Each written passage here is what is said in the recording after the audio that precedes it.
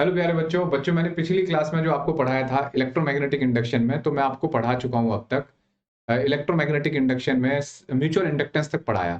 तो पिछली क्लास में मैंने एक केस कराया था कि अगर दो कॉयल हैं, इंडक्टर हैं दो, उनके बीच में म्यूचुअल इंडक्टर को भी कंसिडर किया जाए और वो सीरीज में लगे हो, तो म्यूचुअल इंडक्टेंस सेल्फ इंडक्टेंस कितना होगा। तो एक बच्चे ने क्वेश्चन पूछा है कि सर अगर पैरेलल में लगे हों, दो कॉयल इंडक्टर पैरेलल में लगे और उनके बीच में म्यूचुअल इंडक्टेंस को भी कंसीडर किया जाए तो कितना आएगा सेल्फ इंडक्टेंस। तो आज की छोटी सी क्लास इसी पे बेस्ड है। तो देखते हैं बच्चों, जैसे ये हमारे पास ऐसे एक इंडक्टर है, ठीक है। ये इंडक्टर L1 और ये, ठीक है, दो इंडक्टर हैं पैरेलल में। अगर इनके बीच में म्यूचुअल इंडक्टेंस ना देखें तो आपको पता है आंसर कितना होगा, L1 L2 upon L1 plus L2। लेकिन आज इनके बीच में म्यूचुअल इंडक्टेंस भी है, मतलब जैसे जो भी मैग्नेटिक फील्ड लाइन होगी अगर वो आपस में भी लिंक कर जाए ऐसे, म्यूचुअल इंडक्टेंस भी आ जाएगा। नहीं, इनके बीच का म्यूचुअल इंडक्टेंस M दिखा रहा है, ठीक है। अब बताना इक्विवेलेंट कितना होगा। हालांकि ये आपके नीट और जेई और एडवांस तक भी नहीं कह सकते, आप ये कह सकते हो कि ये जो क्वेश्चन बन सकता है ये आपका ओलंपियाड में बन सकता है बच्चों क्वेश्चन, ठीक है। ओलंपियाड तक में पूछा जा सकता है, जेई नीट में नहीं पूछा जा सकता, लेकिन नॉलेज है तो सीखो। अब देखो, यहाँ से करंट गया बच्चों आई, यहाँ से I1 और यहाँ से I2। मान लो हमने ये यहाँ पे वोल्टेज लगा दिया EMF E का, ठीक है। तो आपको पता है इसके क्रॉस भी EMF इतना ही होगा, इसके क्रॉस भी। तो ऊपर वाली कॉइल के क्रॉस EMF कितना होगा, -L1dI1/dt, है ना, और -M dI2/dt। भाई इसकी वजह से उसमें म्यूचुअल इंडक्टेंस पढ़ाया ना हमने ये। बिल्कुल ऐसी दूसरी वाली कॉइल में, इस वाली नीचे वाली में, -L2dI2/dt -M dI1/dt, है ना।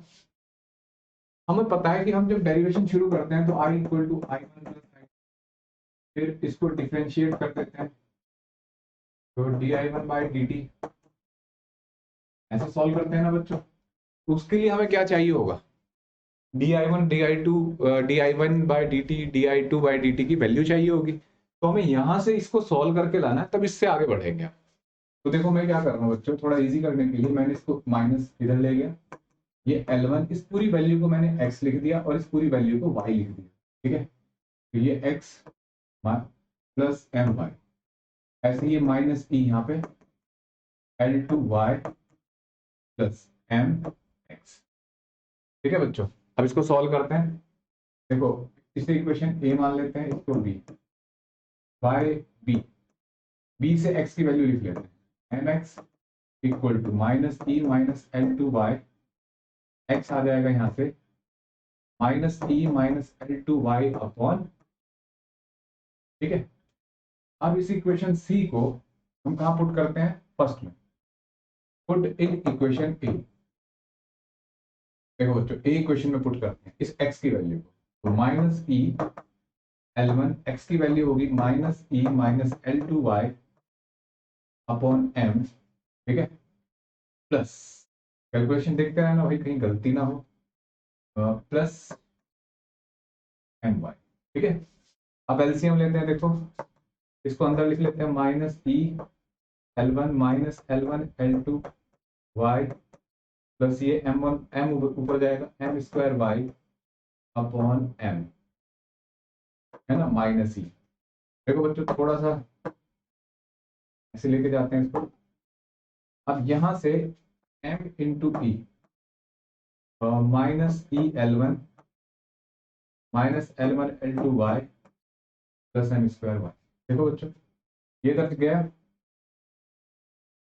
है ना, ये हो जाएगा e L1 माइनस me और ये हो जाएगा बच्चों m² y minus L1 L2 y। अभी कैलकुलेशन है इसमें।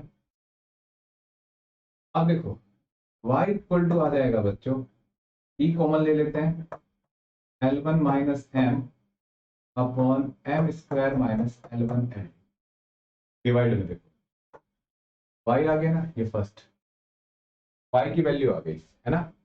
बिल्कुल सिमिलरली x कितना होगा अगर आप इसको देखो तो सिमिलरली x आएगा EL2 minus M upon M square minus L1, ठीक है सोचो बच्चों। और y क्या है बच्चों, है y है di2 बाय dt, और x क्या है di1 बाय dt। ये वैल्यू पता है आपको, तो ये दो वैल्यू पता लग गई। अब आ जाओ यहाँ पे, ठीक है। तो अब मैं ये वैल्यू को यूज करते हुए यहाँ पे सर्किट बना देता हूँ। देखो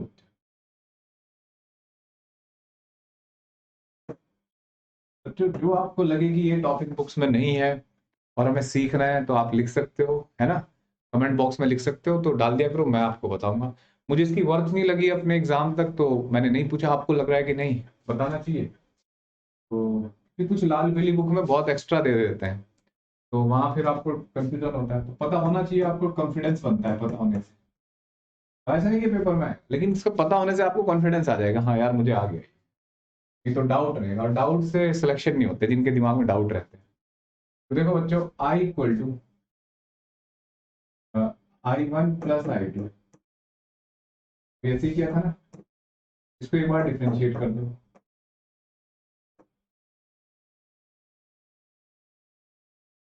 ऐसे। अब di1 बाई dt, देखो बच्चों क्या था वो, क्या था वहां पे, EL2 माइनस एम, है ना, upon M square minus L1 है, कर सकते हो आप, देख लो। ये रहा EL2 minus M square L1 minus L2, और बिल्कुल ऐसे ही इसका minus plus EL1 minus M upon M square minus L1, ठीक है। ई कॉमन आ जाएगा, देखो बच्चों, L1 प्लस L2 ये दोनों, और माइनस 2 है ना, upon square minus L1 L2। Clear है बच्चों, ऐसे लिख सकते हैं, है ना। अब देखो बच्चों, हमें पता है D I by D T, हम चाहते हैं इसके इक्वलेंट जो होगा, ई इक्वलेंट, अगर इसे पूरे को इफेक्टिव लिखना है तो E equal to L effective D I by D, ऐसे ना। तो D I by D T क्या हो जाएगा, माइनस में होगा वैसे भी, तो minus of E by L effect, ठीक है। E L1 plus L2 minus 2m M square minus L1, ठीक है। ई से ही कट गया। देखो बच्चों, एल इफेक्टिव है ये, तो ऊपर जाएगा, तो एल इफेक्टिव अगर हम इसको रेसिप्रोकल कर दें तो L1 plus L2 minus 2m, और ये जो माइनस है यहाँ चला जाए, तो L1 L2 माइनस, तो मैंने उल्टा लिख दिया, मैंने रेसिप्रोकल कर दिया ये। देखो ये हो जाएगा L effective L1 L2 minus M square, समझ रहे हो बच्चों, इसको उल्टा कर दो, और ये L1 प्लस L2 माइनस 2 ये आ गया। और अगर इनके बीच के म्यूचुअल इंडक्टेंस को हम नेग्लेक्ट करते हैं बच्चों, एम क्या हो जाएगा, जीरो, है ना। एम जीरो हो गया, अगर तो एम को जीरो करो यहाँ पे, तो एल इफेक्टिव कितना आ जाएगा, L1 L2 upon L1 plus, ठीक है। ये हम पढ़े थे पिछली क्लास में।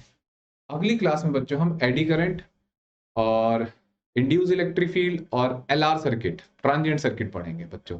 अब इस चैप्टर में इतना बचता है, ठीक है। चलो एक और बात बच्चों, जब भी इंडिया में नंबर 1 एजुकेशन प्लेटफॉर्म की बात होती है ऑनलाइन एग्जामिनेशन में, तो सबसे पहले नाम आता है अनअकैडमी। मैं अनअकैडमी पे प्लस एजुकेटर हूँ बच्चों, और मेरा रेफरल कोड है उज्जवल के लाइव। किसी भी कोर्स को अगर आप लेते हैं सीबीएसई क्लासेस में, तो उसके लिए आप मेरा ये कोड यूज कर सकते हैं, ताकि आपको इंस्टेंट 10% डिस्काउंट मिले, ठीक है। दूसरी बात, अभी बहुत सारे कोर्स चल रहे हैं, उनमें से जैसे एक कोर्स हमारा है मिशन 100 इन 30 डेज, जैसे एक क्रैश कोर्स है, ऐसे ही प्लस पे बहुत सारे कोर्स चल रहे होते हैं बच्चों। तो आप उनमें से किसी भी कोर्स को पढ़ सकते हो अगर आप सब्सक्रिप्शन ले लेते हो। और ये कोर्स मतलब जो प्लस प्लेटफॉर्म है अनअकैडमी का, अल्टीमेट एकदम बिल्कुल सिंसियरिटी के साथ पढ़ाई होती है। साथ में आपको बताना चाहूँ, जैसे आप बहुत सारे डाउट है, ऐसे तो डाउट क्लियरिंग क्लासेस वहाँ होती है, लेकिन अगर मान लो आपके पास प्लस सब्सक्रिप्शन नहीं है, तो कैसे आप डाउट पूछ सकते हो। तो आपके पास अनअकैडमी का आस्क द डाउट एक फीचर है, जिससे आप मतलब गिनत क्वेश्चन ले सकते हो, कितने ही क्वेश्चन पूछ सकते हो।